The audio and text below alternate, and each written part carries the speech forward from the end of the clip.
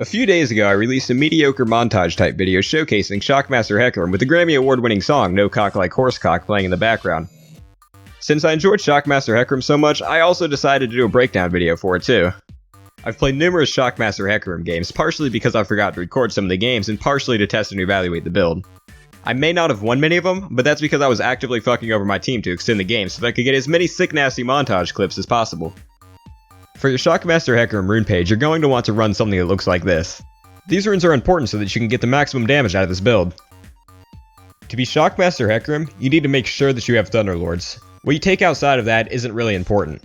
Personally, this is the page that I choose to run. I prefer to take the minimalist approach.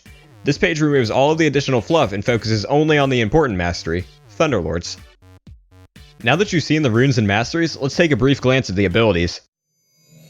You can mix up the runes and masteries all you want, but the build is what really makes ShockMaster Hecarim ShockMaster Hecarim.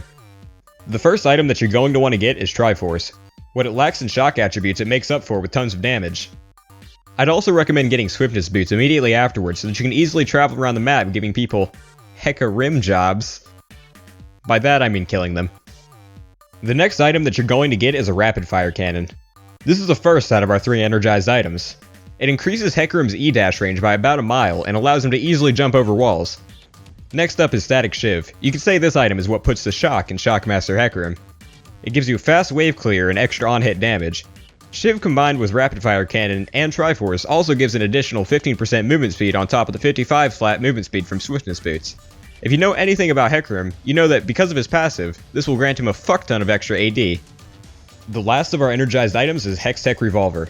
And no, I'm not talking about Hextech Gunblade. Riot intended for Hecarim to be a champion that even their most brain-dead players can play. Adding the extra mechanic of Gunblade would be too difficult for the average Hecarim player to manage.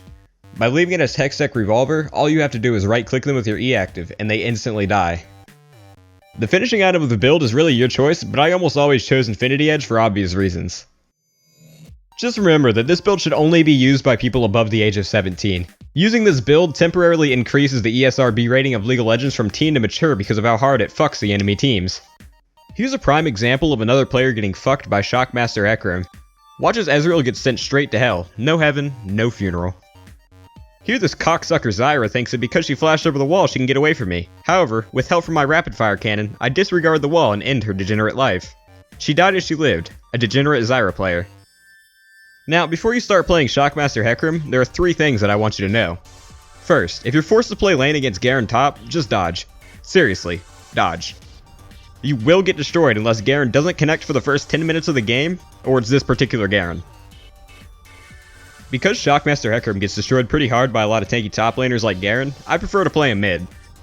Second, ShockMaster Hecarim is an assassin and should be played as such, so don't fuck around after getting a kill. After blowing your lightning and powered load on someone, leave and wait for your E and energize stacks to come up before you go back in. You aren't tanky, so if you try to stick around, the enemy team will just burst you. And finally, if you're feeding your ass off, split push. You do like 1 trillion damage to towers with your E fully charged, so make sure you put that to good use. By constantly suicide split pushing, hopefully an enemy player will tilt off the planet, causing them to literally die. If this happens, you can easily take the W in your now 5v4 game. That's about all I have for ShockMaster Hecarim. Feel free to leave any feedback or suggestions in the comments.